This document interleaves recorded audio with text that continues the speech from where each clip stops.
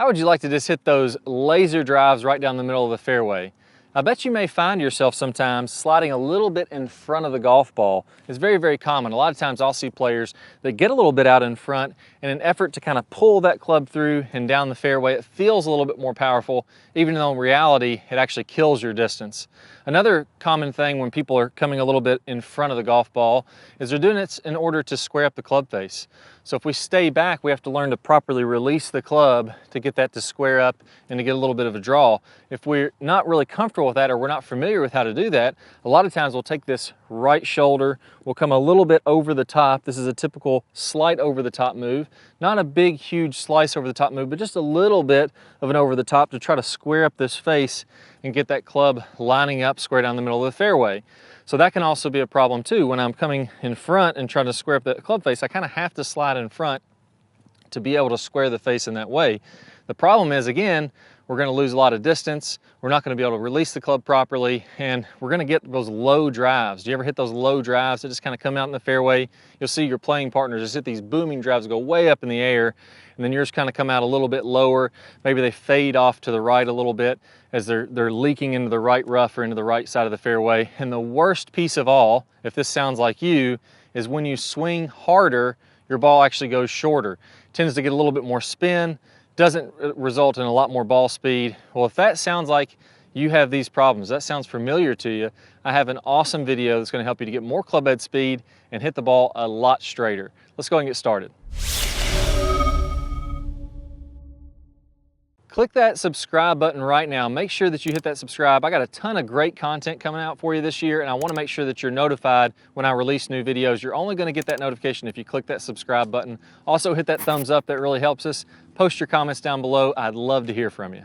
Okay, so we talked about why the slide in front, it's going to kill your distance. It's going to lose accuracy. What do we need to do now? It all comes down to this left shoulder. We actually want to stay behind the golf ball. You notice in a great golf swing how we really load up to our right side, our shoulders rotate, and then from there, my lead shoulder never gets in front of my left foot.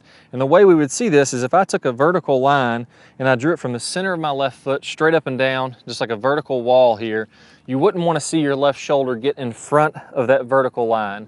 We want to stay behind that line. That way we can really feel like we clear out of the way. If you stay behind this golf ball this way, I can release that club out in front.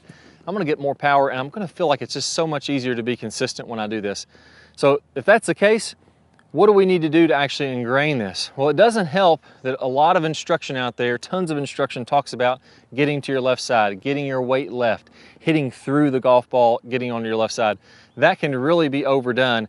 And I have a great step-by-step drill here that's going to help you to kick that habit once and for all. So let's go ahead, get right into it. I want you to drop the club and put your arms across your shoulders. Now the first piece of this, and if you're sitting at your chair right now, you're watching this video, do the drill right now with me. We're not going to get any better just watching it. I want you guys to stand up, do this drill. You're going to be better in the next 5 minutes. Put your arms across your shoulders here, and I want you to rotate until your shoulders get to at least a 90-degree turn. Now, if you're not very flexible, that's completely fine. You're just going to loosen up this left leg, let that heel kind of come off the ground, let these knees start to move a little bit to loosen those up, and that's going to allow you to get that shoulder turn. Now from there, piece number 2, I'm going to get a little bit of a drop. Now the drop's very important. As I drop down a little bit, I'm getting some flex in my knees. I have to get my knees flexed so that I can really use my legs to rotate through this shot as I'm coming through. If I stay high and I'm way up here and I'm kind of coming away from the ball, I can't really rotate. I'm going to be all arms coming into it. So that second piece of a little bit of a drop, I'm going to feel like my shoulders drop down about 1 inch or 2 inches. That's all we have to do. That really is helpful. Now from there, I'm going to imagine that wall or that vertical line here. And what I want to do is as I start to shift to the left, even when my body opens up, I'm going to keep my left shoulder behind that wall, and I'm going to imagine that my shoulder slides up and away from that wall as I come on through this shot. So there, piece number 1, big turn, a little bit of a drop. As I open up, I'm going to go ahead and open up, shoulder behind that wall, and then I'm coming all the way to a good full finish. I'm going to feel like my shoulder slides up that wall. You can see how I'm using my legs to turn all the way on through. And as I finish my swing, my shoulder is coming even farther away from that and behind my body.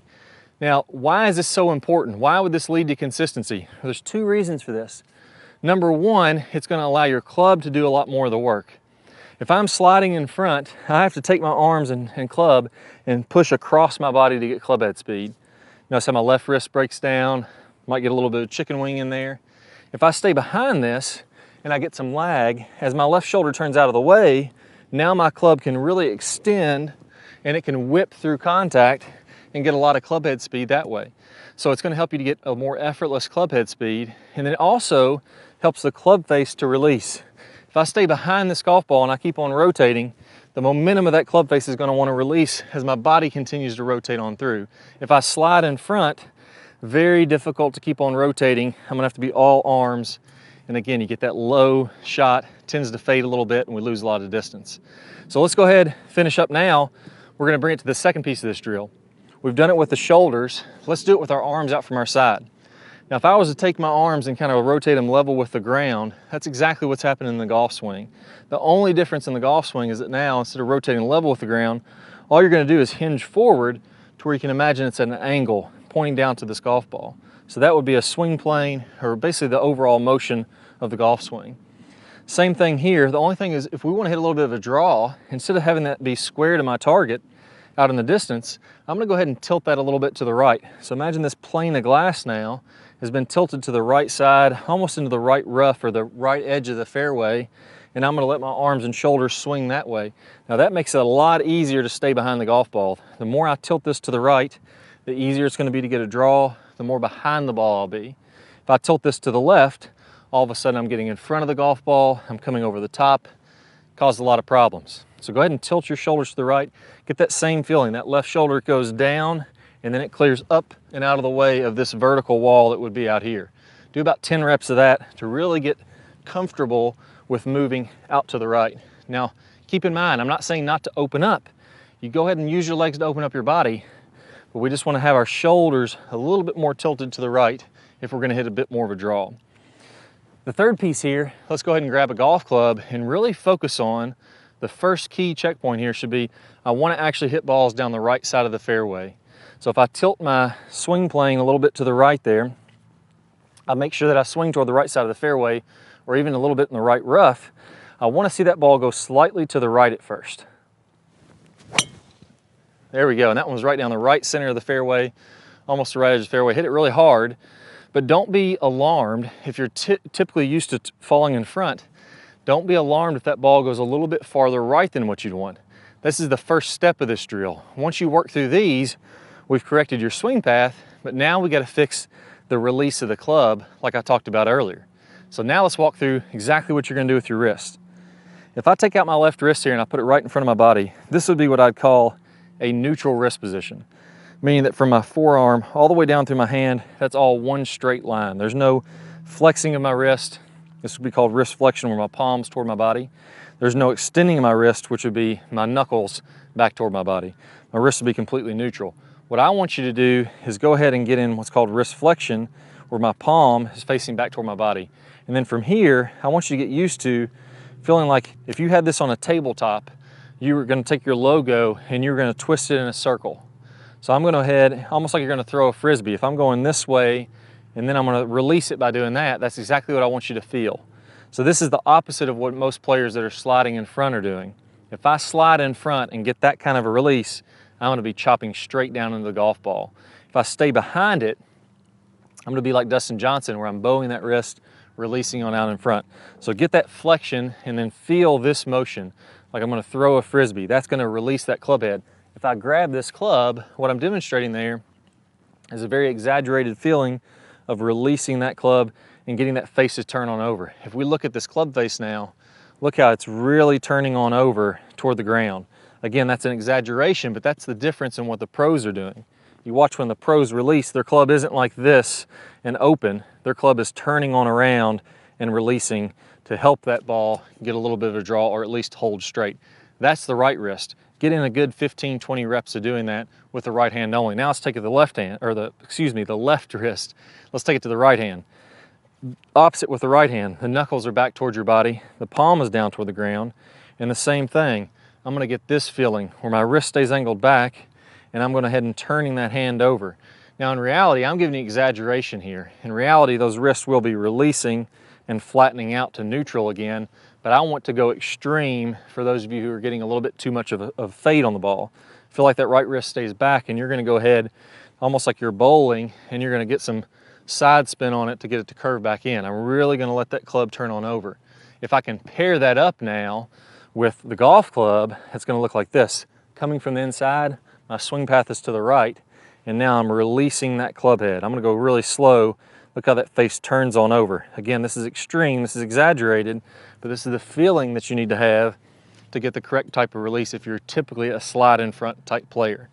So once we've done those two things together, now we're ready to put them both together in a swing. We've got the path, or my shoulder angle, my swing plane to the right, and now we're getting the wrist, or what I feel like I'm doing to release the club, turning that ball back over. So now I can feel with confidence, I can hit it toward the right side of the fairway and still have that ball draw back to the center of the fairway.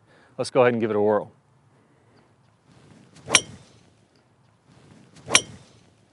All right, perfect. I started that one right down the right center of the fairway, drew back into the middle of the fairway. Couldn't have done any better than that. So where do we go from here? Now in this video, I got you a lot of good stuff to start working on, staying behind that golf ball, releasing that with an inside out path, just like we all want to have. If there's one thing I see players tend to struggle with when they're first getting this down, it's the last piece we went over, which is using the wrist, hands, and arms correctly in the golf swing, just like the pros are doing. It's probably one of the most important things that you could learn how to do. Well, I have an awesome bonus video for you that's gonna go over this even in more detail than we went over here. It's called the tennis racket drill from our move section, or the move section. That's the move where you shallow that club out and release those wrists properly. I'm gonna play a preview of that here in a second. Just click the card up on your screen or the link down below in the description.